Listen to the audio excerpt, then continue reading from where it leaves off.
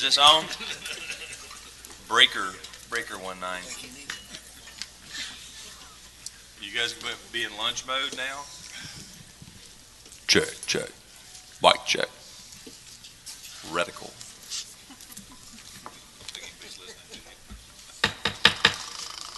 Please take your seats. The meeting will come to order. Can y'all hear me okay if I'm just talking like this? It doesn't sound, really, you can? Thank you, Tam.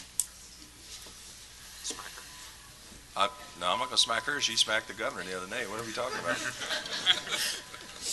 think it's probably the only fire department in the state that can get away with hitting the governor.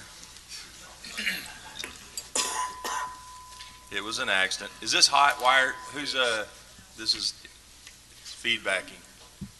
It's feeding back.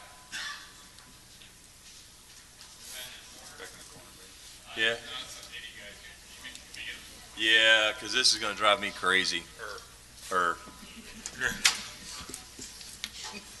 It is irritating, right? Y'all can hear it kind of going, like it's fixed to. I'm frightened that it's going to do that squeal thing. Okay. Welcome to the Getac Disaster and Emergency Preparedness Committee. I'm Eric Epley. I'll be your host for the next 90 minutes. If you're trying to go somewhere else, that's another flight, or whatever they say. Tim Berry. Here. Gwen Campbell. Here. Brad Gowdy. Here. Wanda Helgeson. Where is Wanda?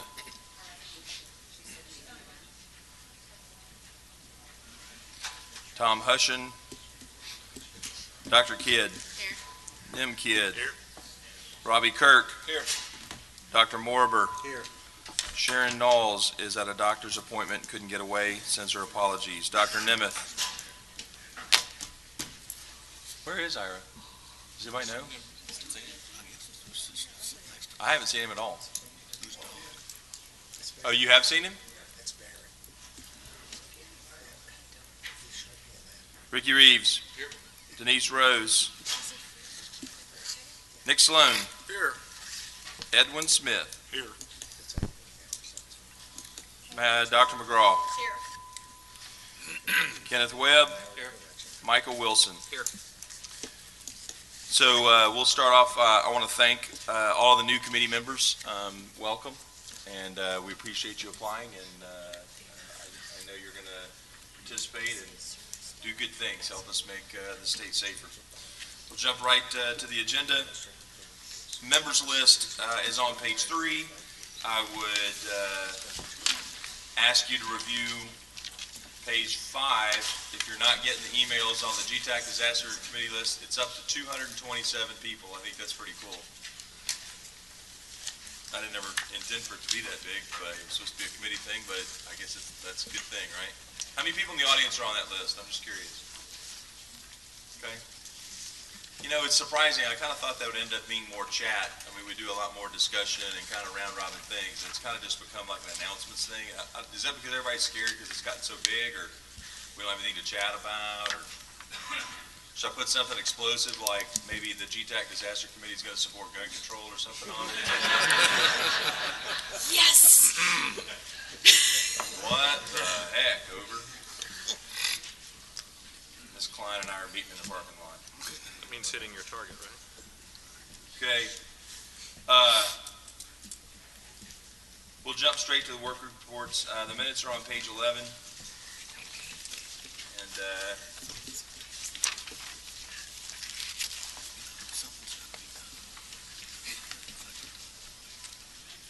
we send these out prior? Did we send these out on email? Okay.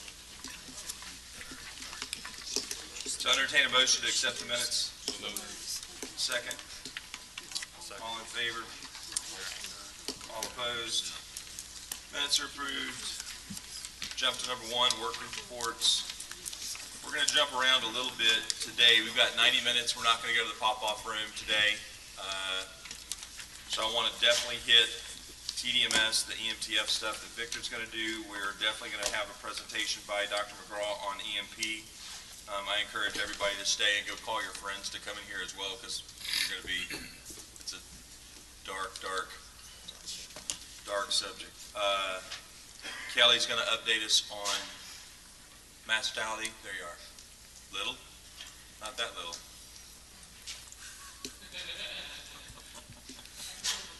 Chief Kidd is going to give us a briefing on TMAC and FRAC, and we'll talk a little bit about that, and then we'll see where we're at that point. But I think that's going to kill. I'm going to tell you, I think that's going to kill 90 minutes. Does anybody else have anything on the agenda that's just burning a hole in their heart they've got to make sure we talk about today, except those things? Those are the top things I want to make sure we hit. This is the audience participation part where you can talk. We do need to pick somebody to go to Trump.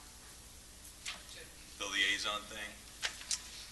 The other thing is, don't let me forget, I need to talk about, at the end of the meeting, about minute time. Let me just do it now. So you guys know about the Getac, wanting to reshuffle the committees and make them smaller and do it in 2 days and all that stuff. Who participated on Dudley's survey? Who wrote back? Fair amount of y'all? Thank you. I think that was probably the way to get good stakeholder input. We need to pick if we think we can meet this group can meet regularly for 45 minutes, 60 minutes. We can't even do most of the stuff in 90 minutes.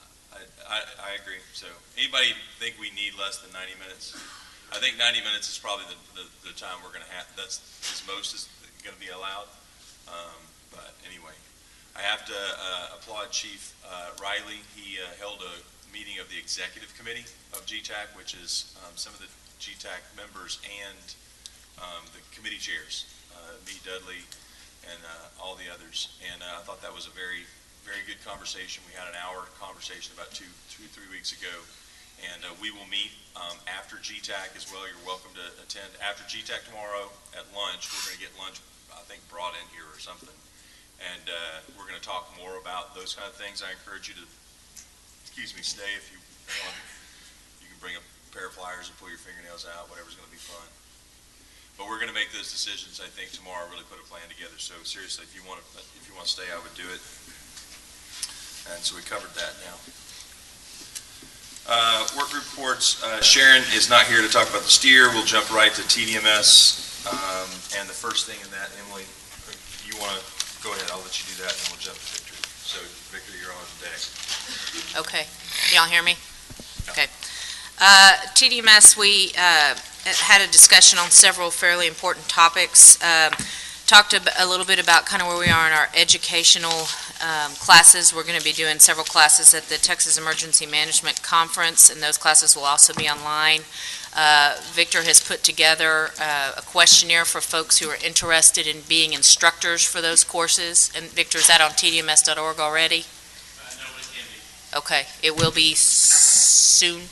So anybody who's interested in being an instructor for TDMS disaster classes, get with Victor or check on tdms.org or catch one of us either today or at Emergency Management Conference.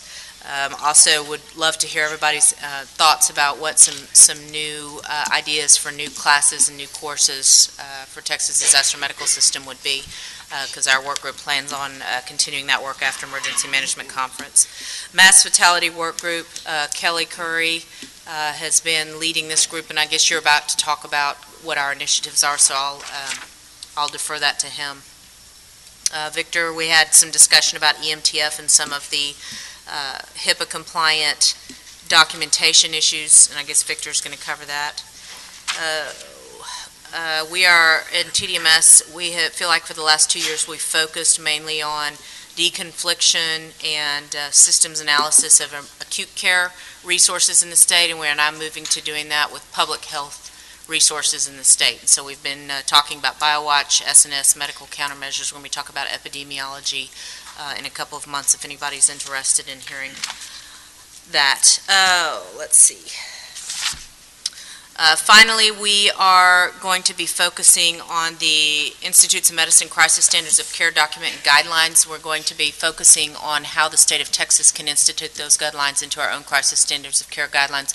Dr. Morber has been working diligently, as has the group in Dallas, on some of the pandemic Utah guidelines and utilization of medical resources. We're going to be moving more into responder health and safety and incorporating actually the document and state disaster medical advisory committee over the next year. So we welcome any input that anybody has on this, anybody who's very familiar with this document, and that's kind of where we are.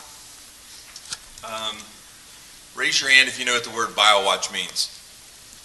Raise the hand if you are on your back, your BioWatch Advisory Committee. Okay. Would it be worthwhile for us to have a BioWatch overview at one of these meetings in the future? Okay. Medical countermeasures is the time again for us to kind of go through some of that stuff. So people, how many ChemPack? So if we did SNS ChemPack, just a five. BioWatch is pretty good. I thought Michael did a good job today. I'd like to see him come do that for about 2/3 of that time. Do you agree? Okay. Anybody have any thoughts about that? Victor, you are up, my friend. All right, thank you.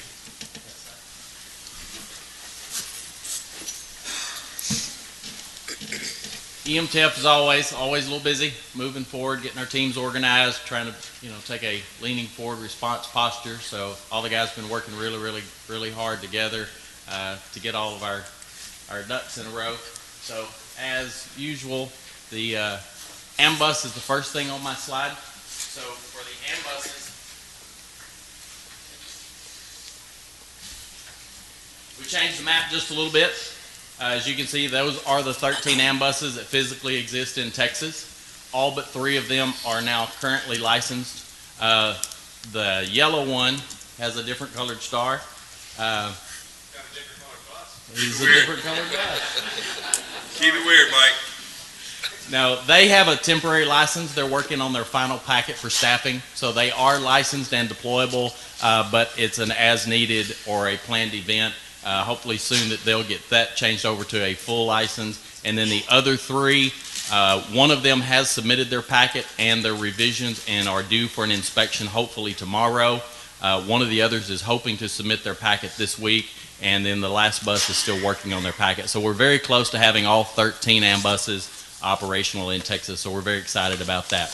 Yesterday had the opportunity, brought 4 of the buses, I guess Tuesday, and put them on display at the Capitol, so that turned out really well.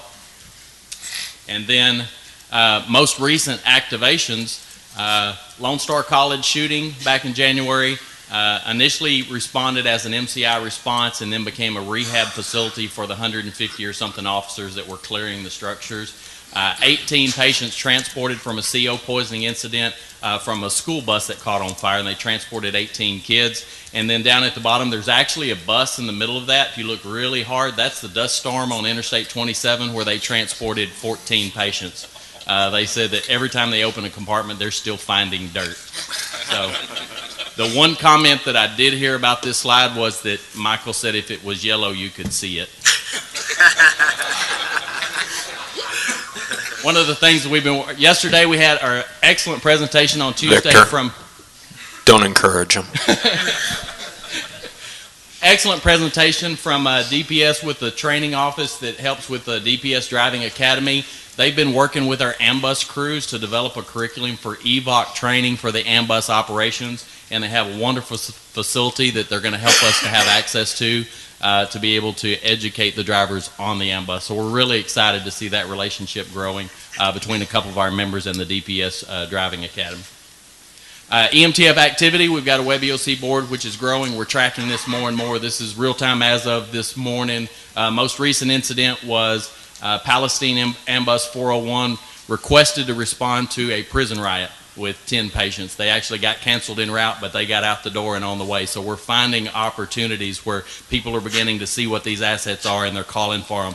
Today we've had 2 EMTF component movements in Weslaco. First this morning was a request for an ambulance strike team, and second was can you set up a shelter that we can move all these patients out of this nursing home that's on fire, move them into the tenage while they fix the building, the electrical problem, so that they can move them back in. So EMTF is beginning to have some visibility where people are calling them up, and we're glad to be able to have a place we can document that. Recent MMU activity prior to today Houston Marathon, where EMTF 6 set up a MMU to support the marathon, and actually a couple of other locations. They actually transported a patient out of the ambulance that was set up as a treatment area because the ambulance was the closest ambulance, and they transported a patient from that location. And then EMTF 1 set up their MMU twice. They set it up one weekend in Lubbock, and they turned around and set it up the next weekend in Amarillo, or vice versa. They actually used it as the entryway, so every person going into the conference had to walk through the tonnage to get into the building. So it was a really good way to create some exposure. So we're excited. The guys are working really hard to get the information out there for people to see it. Most recent yesterday, updated the capability for us tracking our MMU equipment, determined what is the most recent essentials equipment, tracking that, and working on our deployment uniforms, getting ready to be able to place orders so that the teams are standardized. Preparing for the EM conference, we'll be setting up an MMU display with the AMBUS's EMTF there as well. The MOAs continue to move forward. Right now we have 182 of the new state MOAs, along with 52 that were the lead rack MOAs that are signed. The original DISH's numbers were 282 from the older MOA. Still continuing to work on training and job descriptions and SOGs. The AMBUS and the MMU have adopted the same template so that when we produce a document, they look the same. So we're going to do that for all 4 components as we roll the documents out. As Dr. Kidd said earlier, we're supporting TDMS and their education committee and training efforts. We've developed a portal for the instructors to be able to pull down these classes and teach those, as well as the TWI classes. We're pushing those out through EMTF to encourage people to take and attend those classes. Recently supported the ambulance staging manager class in San Antonio. Went really, really well because that is a benefit to EMTF as those come online. And we'll be supporting the medical incident support training that's coming up during the EM conference. And working with our 24-hour comm centers now just to continue to enhance what we're able to do and how we can help them to help us. So that's where we are on EMTF today. Go back one slide. So, you know, this meeting, I don't know if you guys remember when it was a task force, this meeting used to go like 6 hours. We used to do 3 or 4 hours on one night and then 2 or 3 hours the next morning.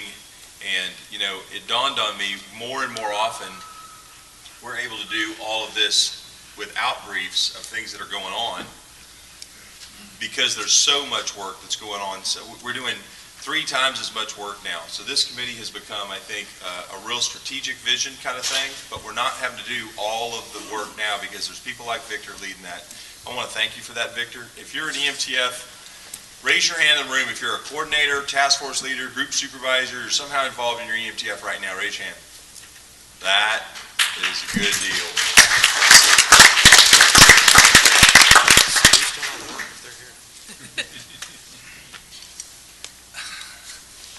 I appreciate that. The coordination centers, you know, that was one of the first things. I'm going to remember a horrible, you know, we used to meet at THA a long time ago in the red carpet room in the old THA office, right? And if you've been there, you know what I'm talking about. If you don't, well, I can't describe it. The brightest red carpet you've ever seen in your life, though. And one of the things we struggled with for over 2 years was having EMS coordination centers and how that would actually roll out. And the EMTF program has given us something to solidify those concepts. And so these coordination centers, in some cases, they're just for EMTF stuff. In others, I think they are much more of a resource center regionally, and I think that's headed in the right path. After you guys tackle the task force leader, group supervisor, other stuff, I would like to start a document on making sure those centers are doing things similarly. So. Yes, that's actually what we're working on now. Perfect. Good. Any questions for Victor or the team? Thank you. All right, thank you, man. Great job. It's a great slide deck. Can we put that on the TDMS website or something? Or that's cool, right? Just a PDF of it at least. I'm going to jump down to item G real quick because he mentioned it. So the medical incident support team course was approved for participation at the TDM conference. It will be March 26th and 27th. is that a pre-conference or is that a conference? It's in the middle of It's in the middle of it. This is the middle of it, okay. So, sign up, how do they sign up for that, Reagan, or Victor, or Joe, or? We don't have a normal process to do that yet. We're gonna send it out like we normally do on the email things. Yeah, I would think they still do it the way. We always have it. Yep. So on the Getac Disaster Committee list server and on all the other list servers, we'll blast out the instructions here. That didn't get solidified until earlier this week, that we were actually going to have those dates locked in and that things were all tied up. So we'll get that out on the list server. 19 people came to that ASM class. For those in the room who are misters and ASM dudes wondering what we're going to do for the research, that is being tentatively booked in Galveston at the San Luis on late April-ish. Moody Gardens this time. I would ask the group, this is the time to participate in choosing some stuff. We've done that overlapping, we've done that concurrently, right? I mean, we've done that, what do you do it when they follow consecutively?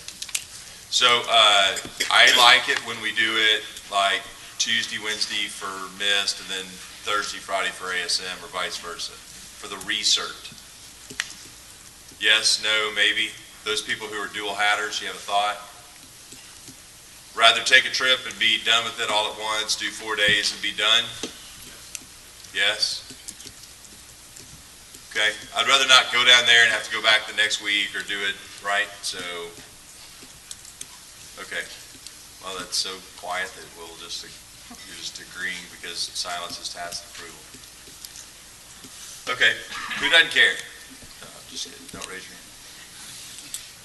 All right, we'll get those dates out as well for the research, and that'll be all comers. If you've had ASM or MIST in the last X, then you'll be eligible for attending that. It's always a good time to link up with what TDIM's doing new, what DSHS is doing new, and kick the dust off all the...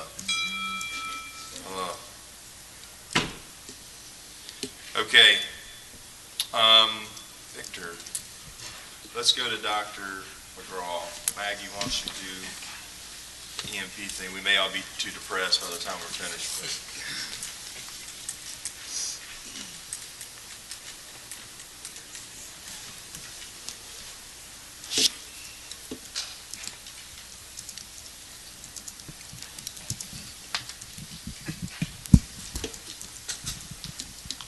I have a presentation. I'm not a physicist. I want to couch my talk with that first. So if I butcher the physics on this, I had to have help to pass the MCAT to get into medical school on physics.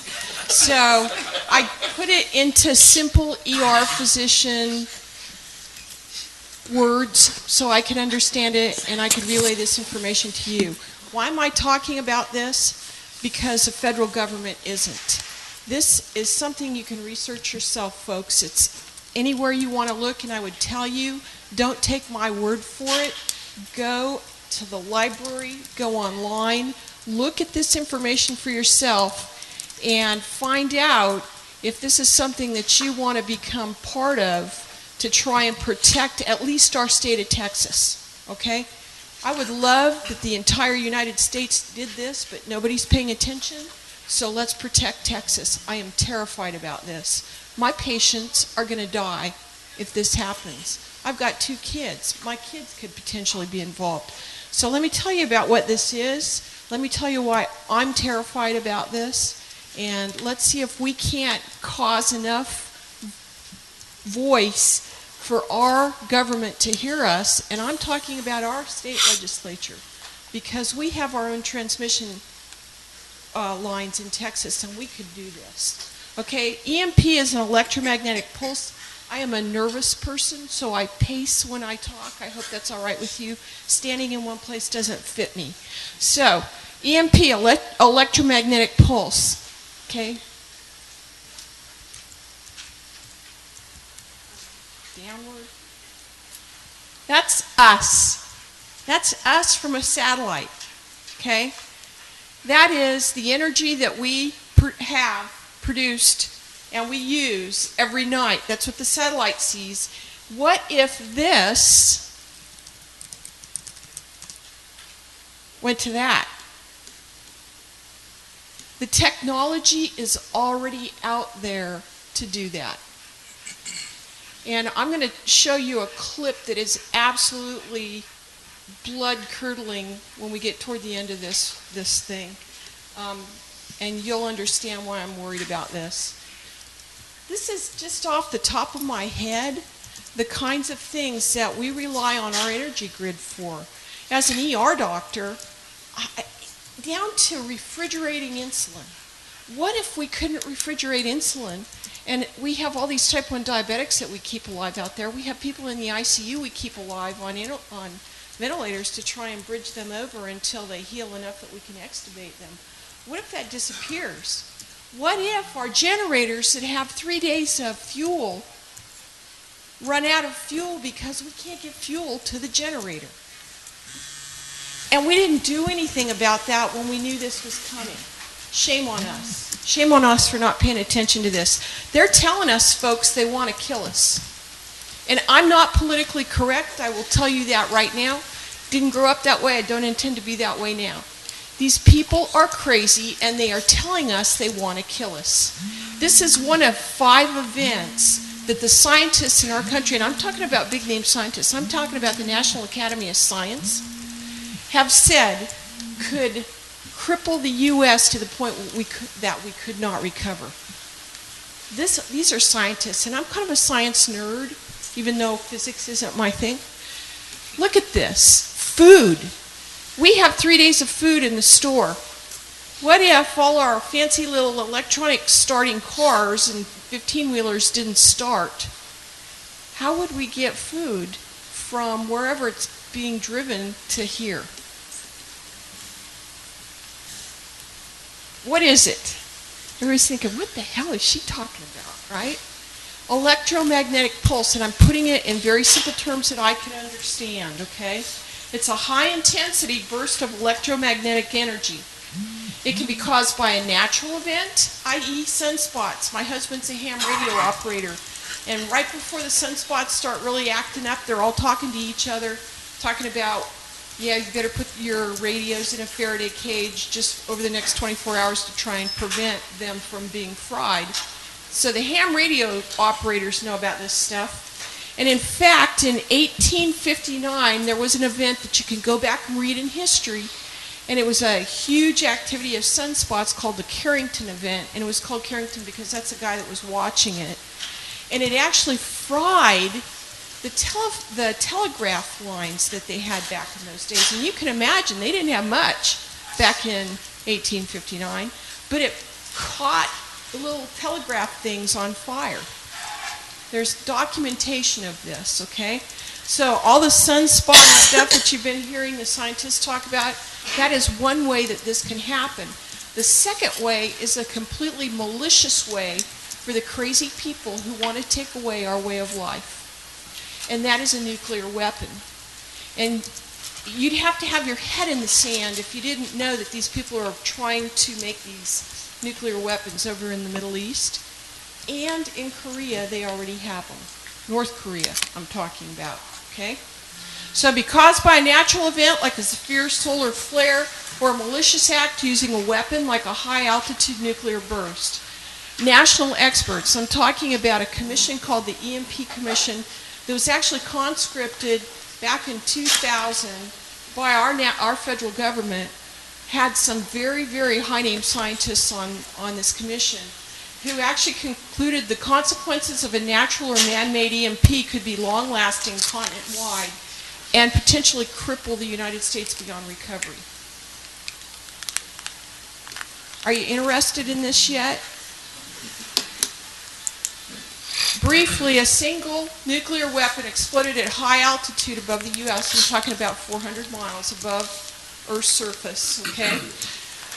Interacts with the Earth's atmosphere. There's something about gamma rays that are like 1,000,000 kilovolts interacting with the hydrogen and the helium atoms in the ionosphere, knocking off the electrons and energizing them, at which point they become microwaves and come down and move through all of our electronics. I have a reference at the end of this that actually National Geographic did that talks about electronic Armageddon. And this information has been extrapolated from something that was done in 1962, and I'll tell you a little bit about that. But the Russians have been working on this stuff, and they did some more testing. It creates electrical currents in the earth. It has both direct and indirect effects. The direct effects shock the electronics. Okay? The indirect effects are the result of that shocking the electronics. We have all these protective mechanisms built into our electronics. This knocks them out, and when they try and recover, it does even more damage. Okay? It destroys our electronics. And then the damage it destroys the systems in which they're embedded. So think, no electrical output to hospitals. That's why I'm worried about it. I work in a hospital. Not only that, I've got kids. I'm worried, are my kids going to grow up in a world that they can actually be successful in, where they're healthy and happy? No police, no military, although the military knows about this. The military actually has started shielding their communications equipment. That's just stuff that we know that they're doing. I'm sure there's other stuff that we don't know that they're doing, but they're aware of this. There is a special task force, at least in the Navy, that have a plane that goes up in the event of a missile launch that has been guarded or protected somehow as best as they think they can protect from an EMP. They're going to get it up off Earth's surface so it can be up there, and they're hoping that it doesn't crash when the thing goes off like they expect all the airliners to do. Right? No telephone capability, no radio capability, no transport capability, no food, and no water. Our water is controlled by electronic valves and pumps. And in Texas, the pumps for the tanks and rain. Over the last 2 years, we haven't had a heck of a lot of rain.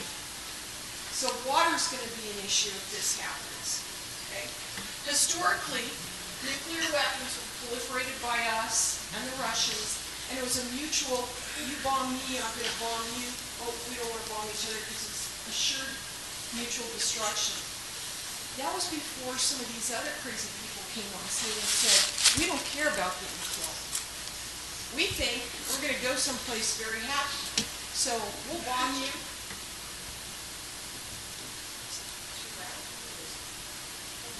Can you all hear me?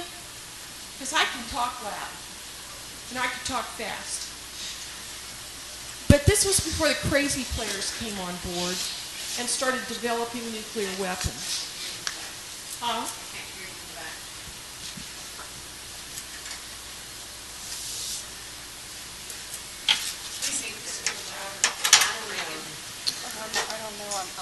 Closer to the mic. It's coming out of the speaker. Is it coming out? You just gotta get close to the mic. If I talk this way, It's can you still hear me? low though. It's not working right, like the battery's dying in it. Check my check. How's that? I got a loud voice anyway, sorry. That's it. This is before the crazy people came on board and started trying to develop nuclear weapons, and they don't care about mutual destruction. That's their goal. And if you've read any books about their ideology, you know that that's their goal. So, mutual destruction is no longer a deterrent. Okay? The potential sources of EMP are difficult to deter. Terrorist groups with no state identity, okay? Rogue states, Korea. You know, everybody thought that North Korea was going to be better when that old man died. His son is crazier than he is. Motivated to attack without any regard for human life or their own safety. This is scary to me. I don't know about you, but I sure would like to deal with people who had some respect for human life. I see people smiling back there. This is serious. This is deadly serious, and we are at risk. And if you actually look at the literature that I'm going to show you at the end, you're going to find out it's deadly serious. We have to do something about this. We have to. Certain types of relatively low-yield nuclear weapons can be employed to generate potentially catastrophic EMP effects. I'm going to tell you that Iran, about 2 or 3 years ago, was shooting off that Shahab 6, or Shabab, I'm not sure how they say it, missile, and they were blowing them up above our atmosphere. And everybody was laughing at them, saying, ha ha ha ha, they didn't come down anywhere. What if I were to suggest to you that those were successful missile launches, blowing them up above our atmosphere? They've been plans for this have been illicitly trafficked for probably a quarter of a century, because if you've ever read Freakonomics, everybody has a price. Another key difference is we are a society who is exquisitely dependent on electronics, more so than any other nation. Everything we have has a chip in it. And we get faster and faster chips and more complex. Okay? So our information networks are involved. There's a rich set of financial and transportation systems that are all controlled by a chip. Telecommunications. So what is the nature of this thing that I'm talking about? Okay? It's a high altitude electromagnetic pulse from a detonation of a nuclear warhead at altitudes of 40 to 400 kilometers above the Earth. The literature that I was reading by one of the nuclear physicists that's writing some of this stuff said if they detonate it dead center to the U.S., 400 miles above the U.S., it would take out the electronics from southern Canada to northern Mexico, and both from San Francisco to Boston. It would be a devastating blow. The immediate effects are damage and disruption to electronic systems and the electrical infrastructure. It's not reported to affect people. In fact, it doesn't hurt people at all because they're essentially a magnetic radio wave. These effects were observed when the U.S. was testing nuclear weapons back in the 60s. There was a bomb they blew up over Johnson Island called Starfish Prime. 600 miles away in Hawaii, they lost communication systems. They actually lost street lighting. The burglar alarms went off. They didn't have any fires, but some of their communications went down, and that was back in 1962. That bomb was not designed for an EMP. It was just a regular nuclear bomb. The Soviets did several tests somewhere in some Kazakhstan, some sandy stand somewhere. And they found overhead damage to buried cables for 600 miles. So this stuff can penetrate into the ground somewhat. They observed surge arrest or burnout, spark gap breakdown, and power supply breakdown. What's significant about this is one bomb could do this. It brings sort of some clarity to these guys throwing up these missiles and blowing them up in midair. At least to me it does. And really, I don't wear a tin hat, maybe a Mylar hat, but not a tin hat. Okay? It disrupts and damages electronic and electrical systems, and it happens virtually simultaneously at a time basically designed by the person who's setting it off.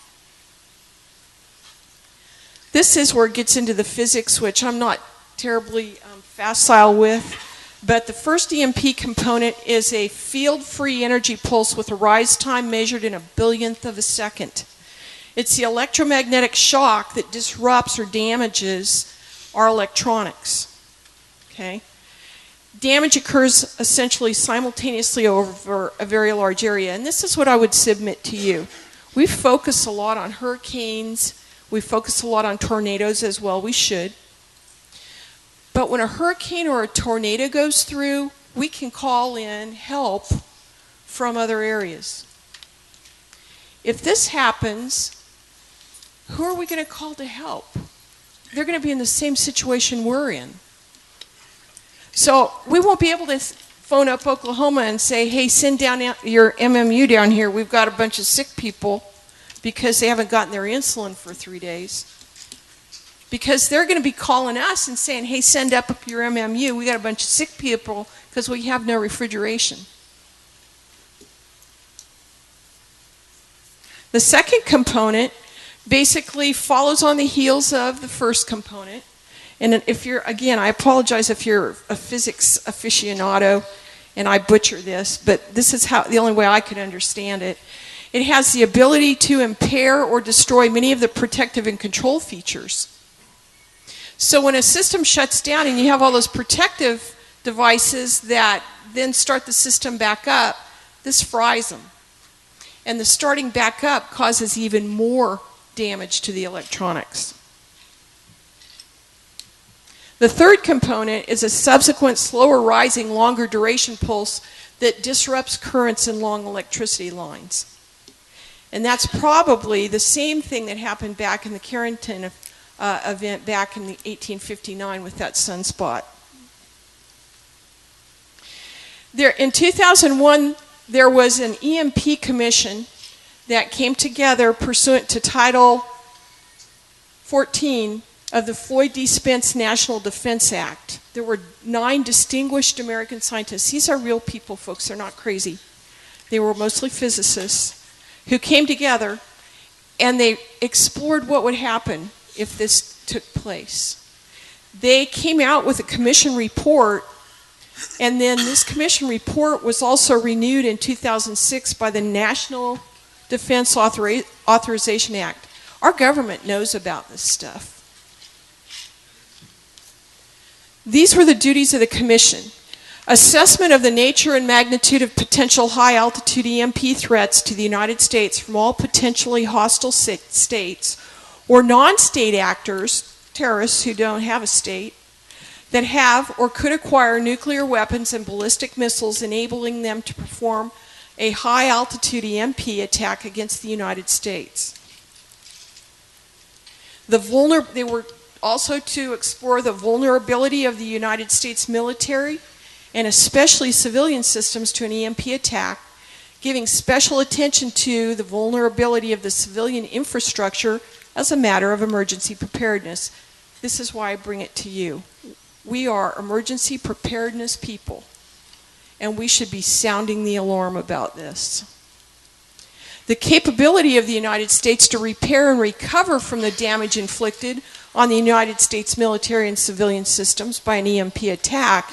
And lastly, the feasibility and cost of hardening select military and civilian systems against an EMP attack.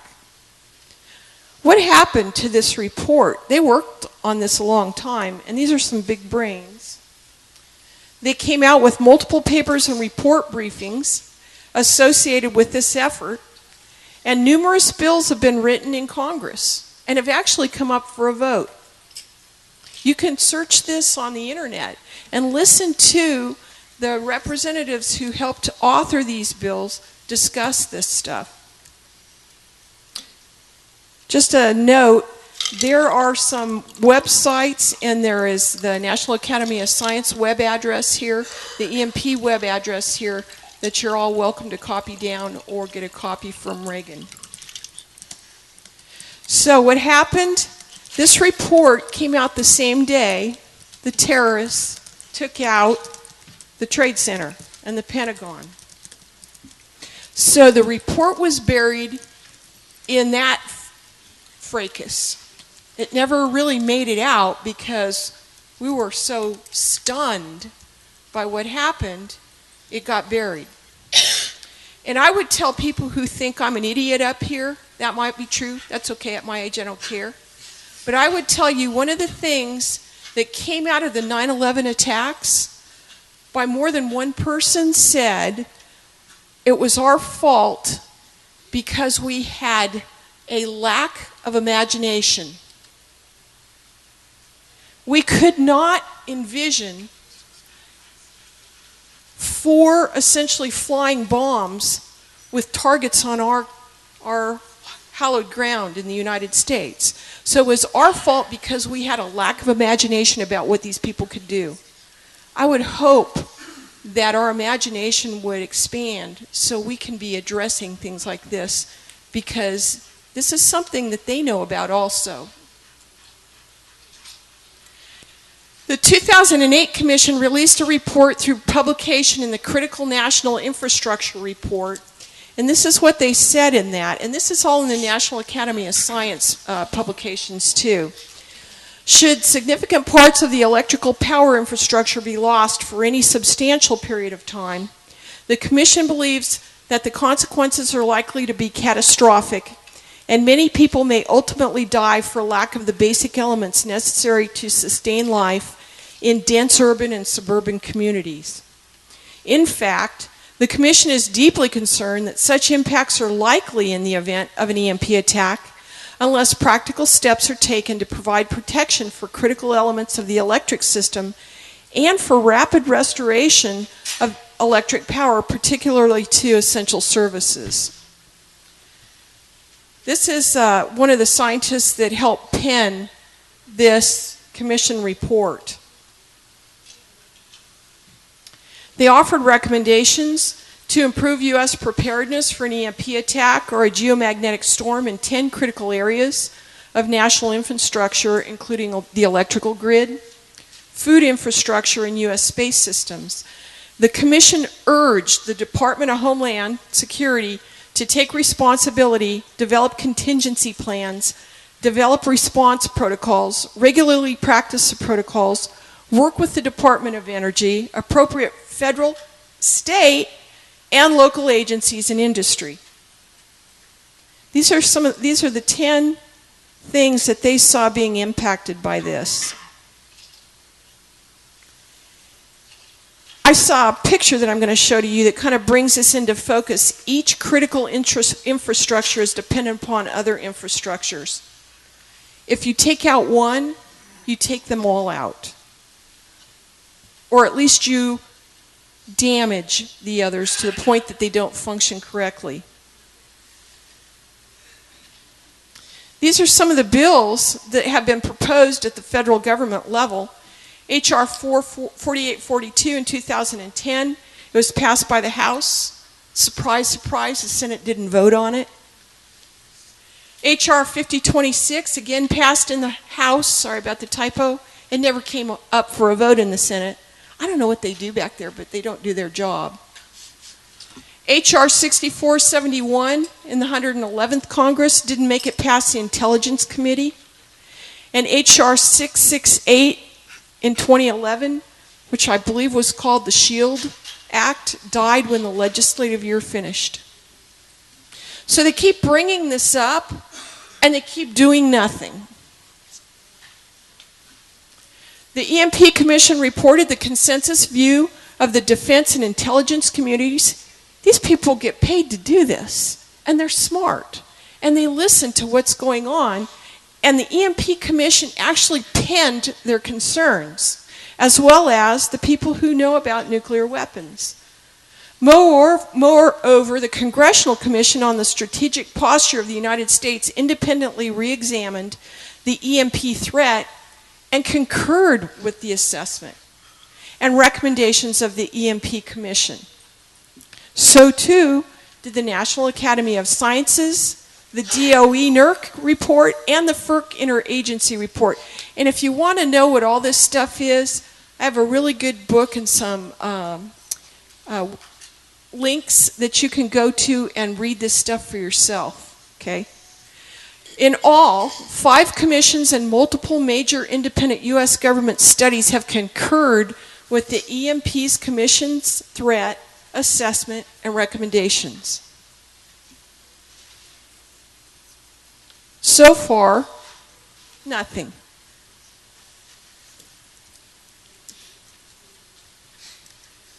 What do we need to do? We're emergency preparedness people, right? You plan for the worst and hope for the best. Okay? An appropriate response is a balance of prevention, protection, planning, and preparations for recovery. Such actions are both rational and feasible. Prevent it from happening. But guess what they just cut? Money for missile defense. Reagan, can you push this?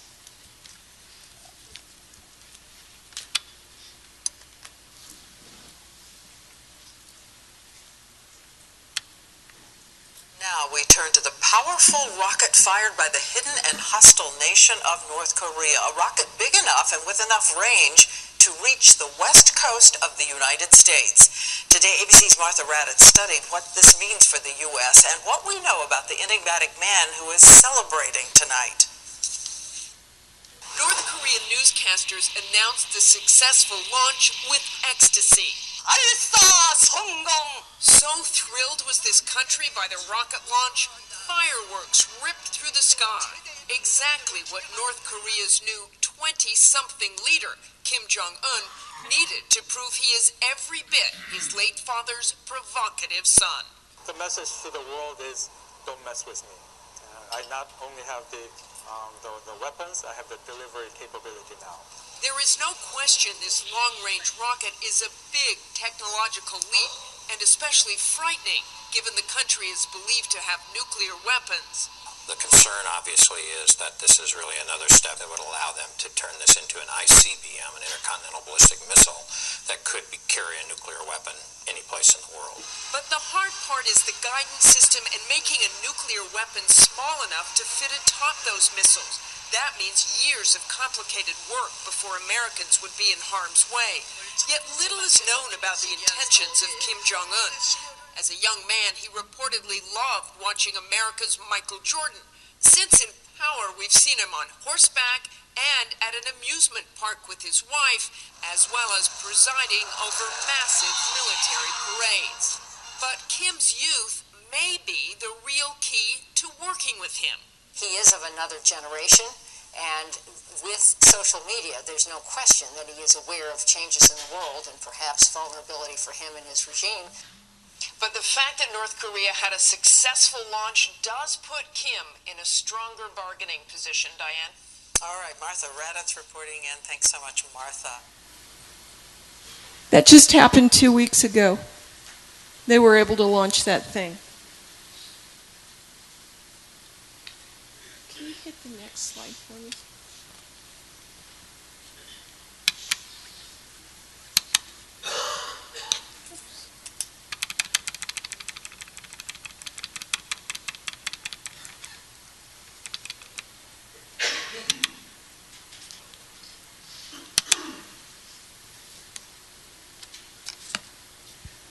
The cat may be already out of the bag to be able to prevent them from getting something like this, okay? To forestall an EMP attack, we have to reduce our vulnerability to EMP and develop our ability to recover. Protection and recovery of civilian infrastructures. While the ability of an EMP to inflict catastrophic damage on the U.S. infrastructure has been a known fact for decades, our ability to deal with the threat reveals more complacency than action. We must prepare to recover essential services. America, Texas, is unprepared for an EMP attack despite the clear recommendations of both the 2004 and 2008 EMP commissions, as well as an official consensus among the experts. We can reduce these vulnerabilities.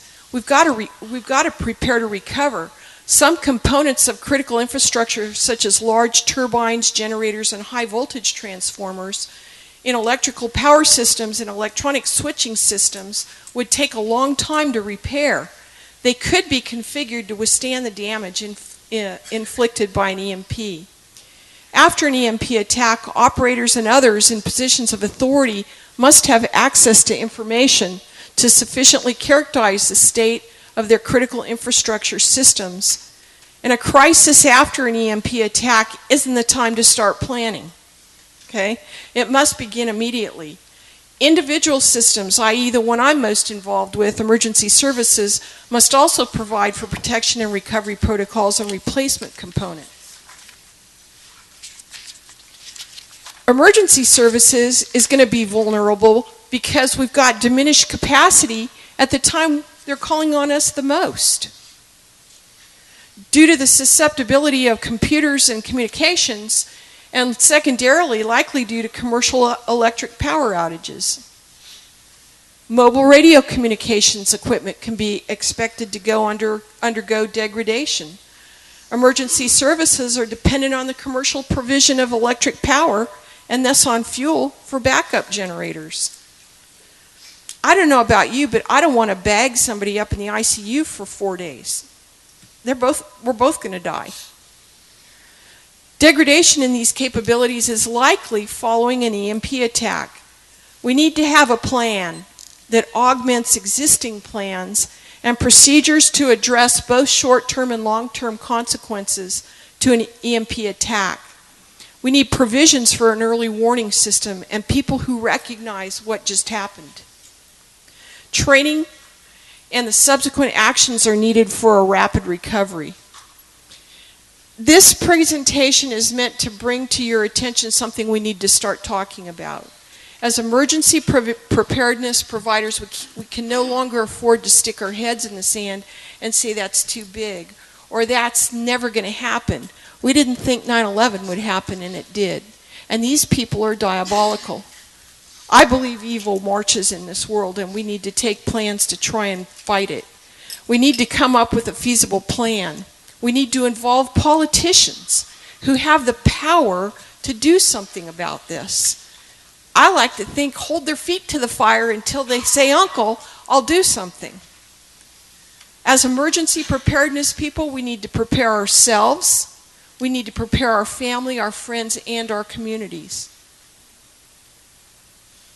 And these are some of the sites that you can find this information for yourself. I would be happy to answer any questions that aren't physics. And I would like us to start talking about this and involve people on what are we going to do for the state of Texas to try and keep us from becoming victims. That's all I had to say.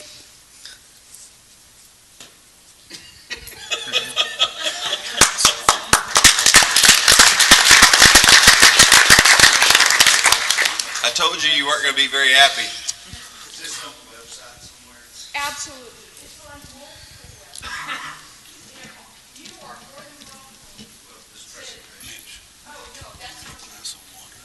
Check.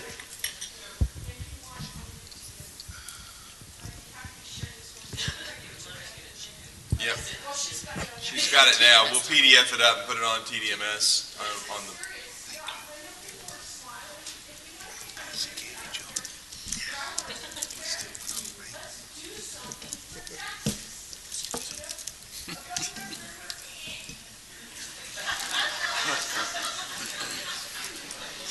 So, a couple of things. Who clearly understood EMP before today?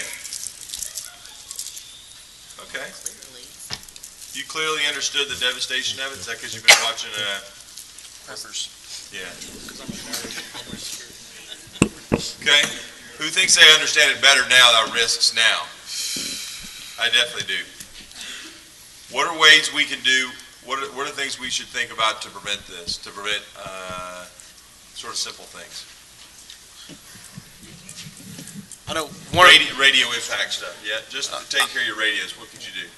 Well, I know one of the things we're just trying to do in North Texas. A couple of years ago, not myself, but John White. Many of you may know John White in our area. He's a radiation safety officer, nuclear physicist. Used to be for UT Southwestern, now for the VA. We started the North Texas Radiation Response Group, more or less just to get a group like ours in that area to increase the awareness of the threat of EMP, the radiological black market, sources from, cosmetic rays and things like that, sunbursts. So I think we can continue to champion those efforts and maybe have a larger footprint with that. We've also talked about, and this is very early, so I don't want to put the cart too far in front of the horse, but talked about having a New York-style kind of radiological nuclear conference that just highlights many of these issues, and this one in particular as well. And maybe it needs to be just on EMP, something like that. But. Go ahead, bud.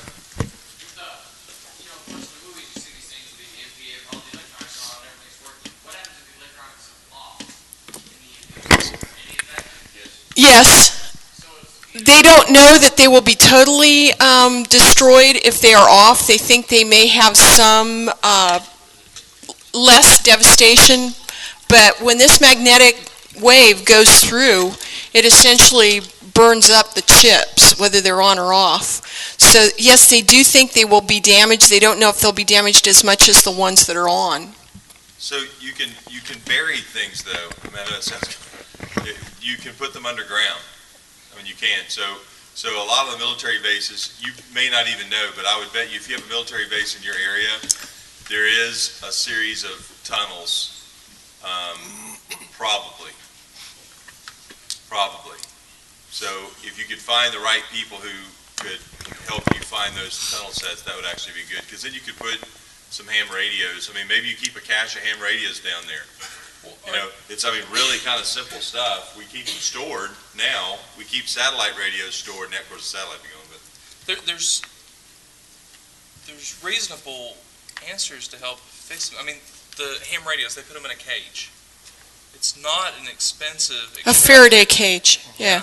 So, I mean, because what scares me is you're not going to be able to, unless you have a car that was built before 1970. 78. 78, and there's just a random number, but, I mean, it's going to fire your car. You're not going to be able to start your car to get to somewhere to get this stuff. So is there some way, like our buildings where we have these warehouses of equipment and vehicles, is there some way to outfit the building to help protect against? I mean, that would be the... I kind of think some of the brainstorming is going to be the way we come to some consensus with the literature to support us. But some of the simple ways that we could do, even as EMS people, is have a cache, like Eric said, of radios that are put into a protective sleeve.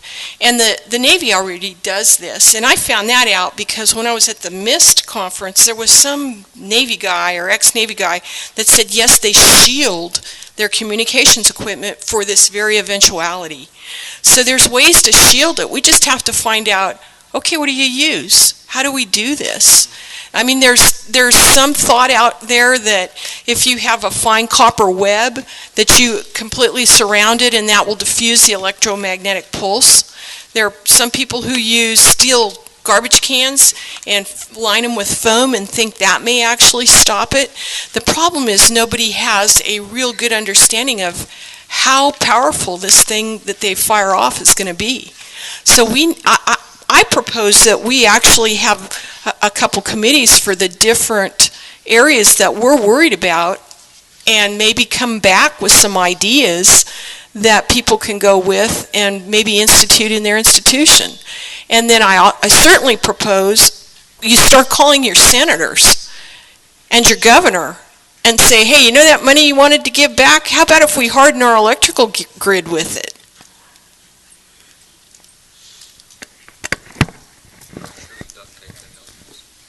Duct tape.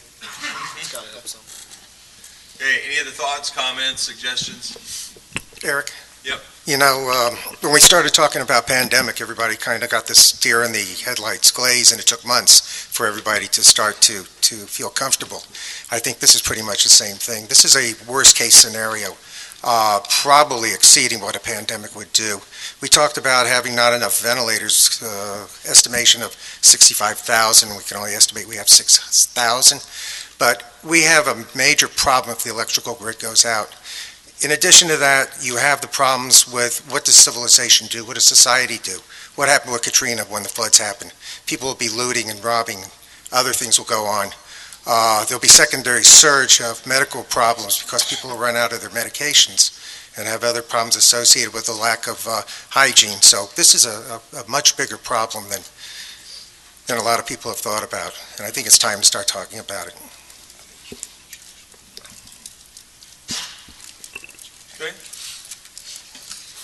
I like Maggie's idea of having some sort of a working group to start brainstorming some ideas on how we deal with this, but I think it's bigger than us. I think obviously emergency management, TDM, law enforcement, you know, there's going to be so many components of this. You know, where do we start? We start somewhere. I mean, even 2 or 3 people who are willing to come together and say, hey, I think, let's look this up. Let's try and talk to someone. I know Matthew Minson had a couple Israelis that he was going to try and get in touch with because they're so far ahead of us in this that we could get some ideas from them. And I don't know, they've been otherwise delayed with doing anything because of what's going on over in Israel, but there are experts in this field that we could actually talk to and say, where do we start? What's first? What do we need to do first? We just have to be willing to do it, and I'm willing to help. I mean, So let's do this. Let's put an EMP working group together out of this group, and we'll start the dialogue with other preparedness efforts. So you be willing to lead that? absolutely. Okay. And I don't know physics. You know enough in that PowerPoint I to don't make think me we scared? need to know physics to start. The other thing is, though, I think to make sure we bring some credibility to this is we do need some RSOs or some radiological, we need some people from, DSHS is the lead on radiological emergencies, right? So is nuclear included in their charge, Jeff? Do you have, or is Rick still here? Do you know if that's in there?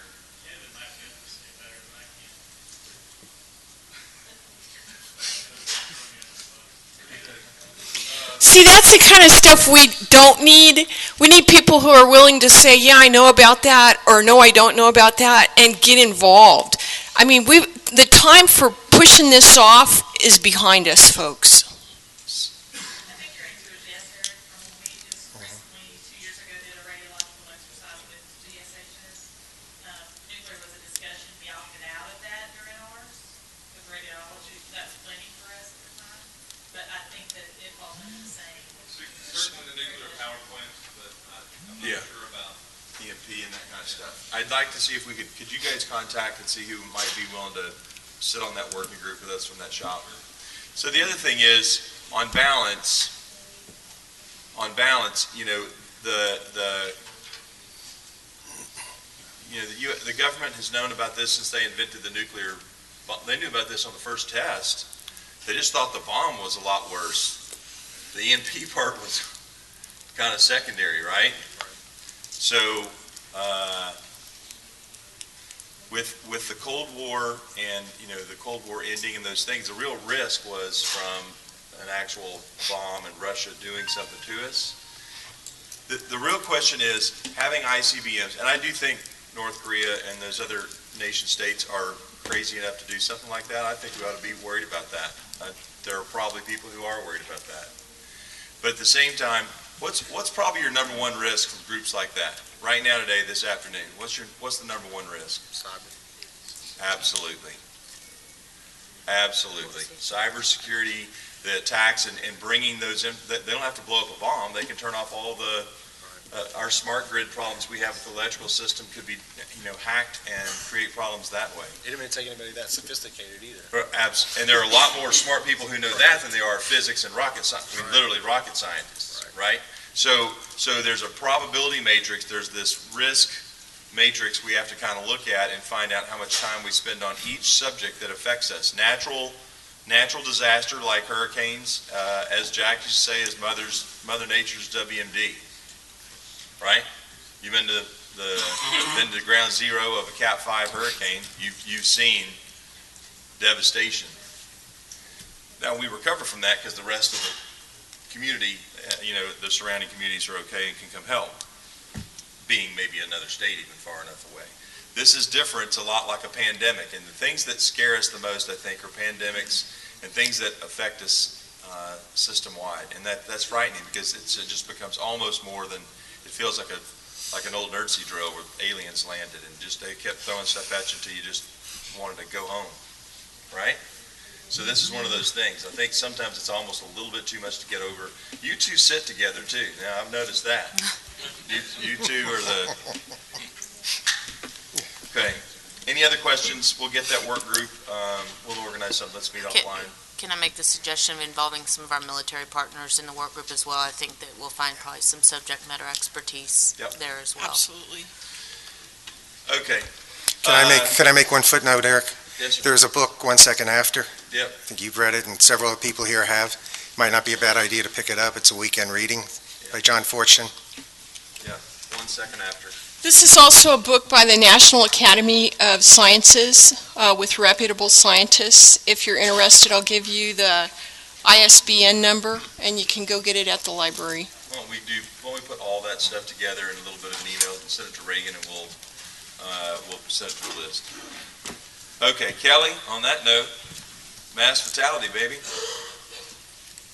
Tell us everything you need to know. Very little. Thanks, Eric, and everybody. Appreciate the opportunity to be here. I think that's on. Is it? Okay. Point it down at you. You have to. So, hello. All right, there we go. Got it. So, real quickly, we reported out to TDMS earlier today about where we were at. We were given 5 objectives. 2 of those objectives are moving forward, which is aggregating the equipment list. We've got a portion of that effort done. We look forward to compiling more of that over the next period of time for probably the next quarter. Also, a survey to go out, and we appreciate our TDM partners for helping us push out a survey. It's in its final draft. I've heard from about 3 people now who would like to give final comments to us about that. And we plan to push it out in the middle of next week. It'll go out to city EMCs and county EMCs. So for all of you in the room, you may see that particular questionnaire circle back to you. It'll come out in the form of a Survey Monkey.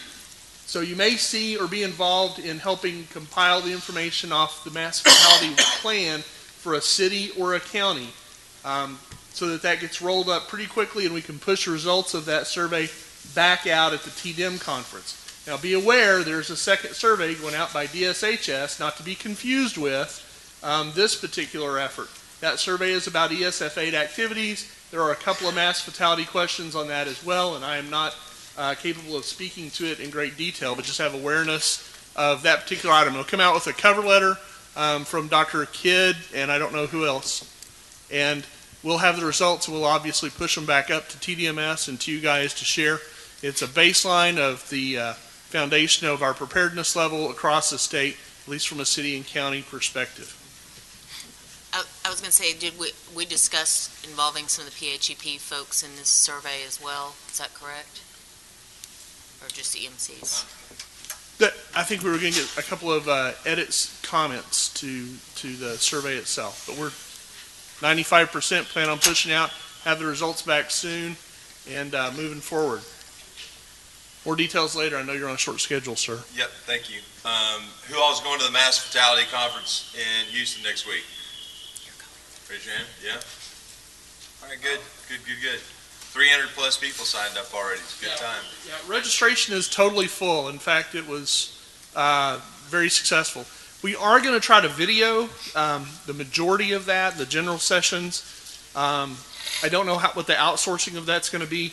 We do have committed resources. We have a little bit of need for Monday for more video support, and I think Bruce is going to try to help us with that particular item. If not, I'd love to have a little more help to get the rest of the breakout sessions Monday afternoon there. Thanks. Okay. Next on the agenda, and then we're kind of wrapping up. Chief Kidd, we're going to talk about TMAC and BRAC. So first, Dr. McGraw, thanks for the presentation. You're welcome. What y'all don't know is we had a conversation about it at Scientific Assembly in Denver last September. I do think there probably is something that we should pay attention to with that, but like all of our threats, we should rate it on threat, vulnerability, probability, and consequence. EMPs, at least 3 out of those 4 probably rank pretty high. If you're not aware of the solar flare systems and cycles that are out there, you should be aware we are in an 11-year solar flare cycle that would have the same impact as EMPs. There have been several meetings with ERCOT, the Energy Reliability Council of Texas, and a lot of our utility providers about how do we prepare for that.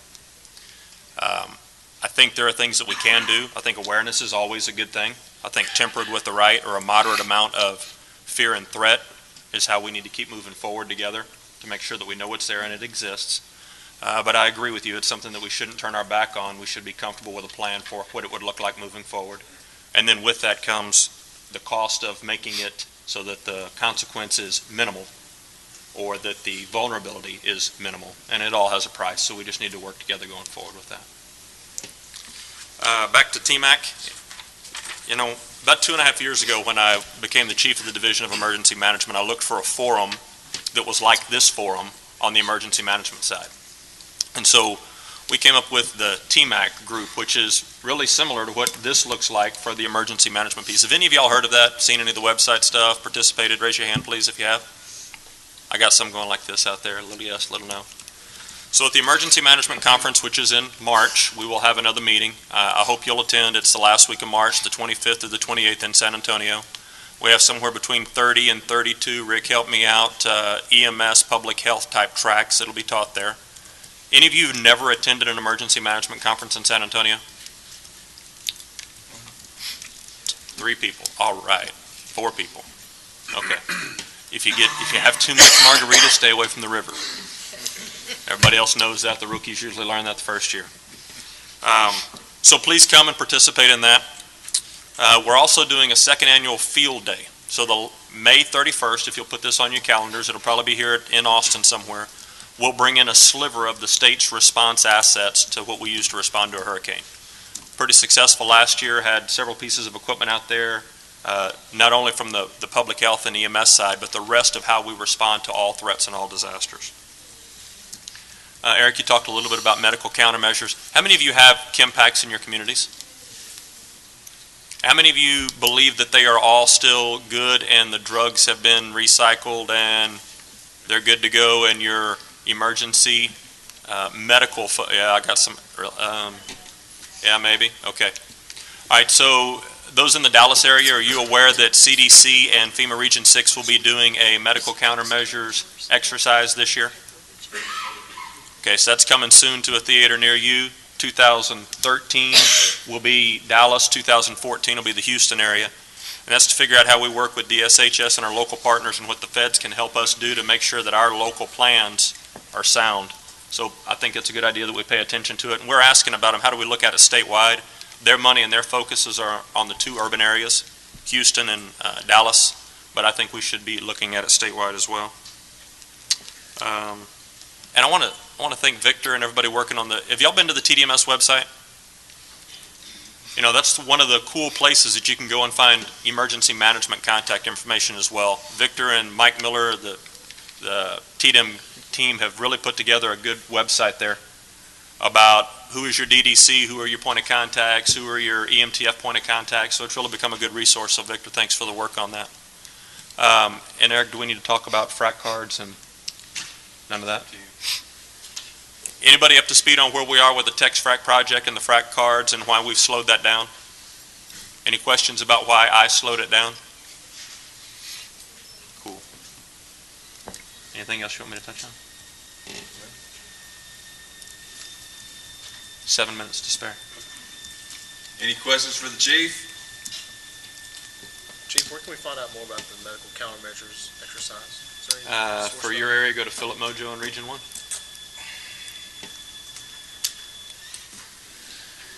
Anything else? Going once. Everything else on here, if we got into it, would be a disaster. Literally. Okay, well, for the first time in the history of man, we're going to end 7 minutes early, and I'm sure the people from, who's next? Stroke? Stroke's next. And then cardiac? By the way, I have one question. We were talking about the schedules. Selfishly, I would prefer, Dudley would prefer, and Jody would prefer if we got to pick our days, our slots for the whole year.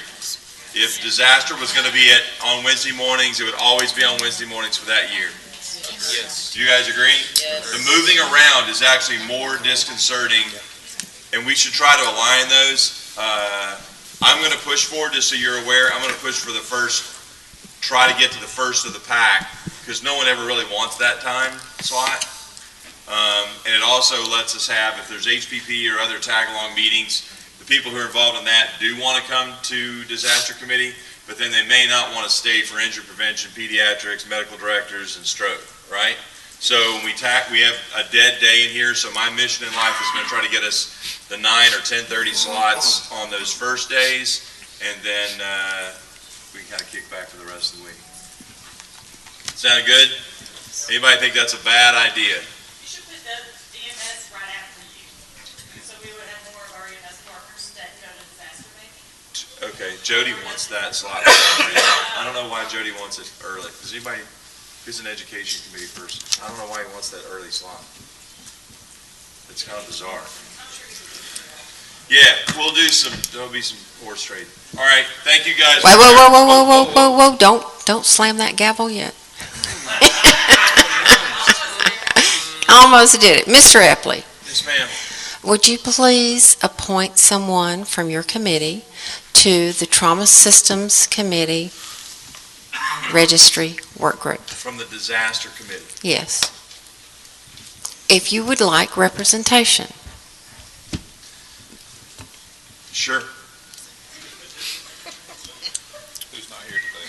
Yeah, who didn't show up? Sharon. Sharon.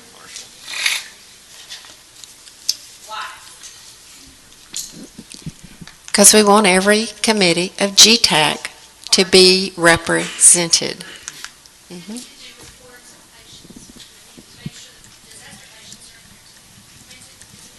Okay. Nick agreed to serve in that role. I appreciate that. He's new enough to volunteer. That's a good sign though, right? That's the kind of energy we like to see. I appreciate that. And all the old committee members, thank you guys for quickly raising your hands as well. Mature. Okay, so I'm going to be coming to that too for a whole different set of reasons. So we can tag team that. You can make sure we're covered on that. So Nick Sloan will be our representative for the Trauma Systems Registry Work Group. Thank you, sir. Anything else? Mark, you got anything back there, buddy? You good? All right. Motion adjourned. Thank you. We're adjourned.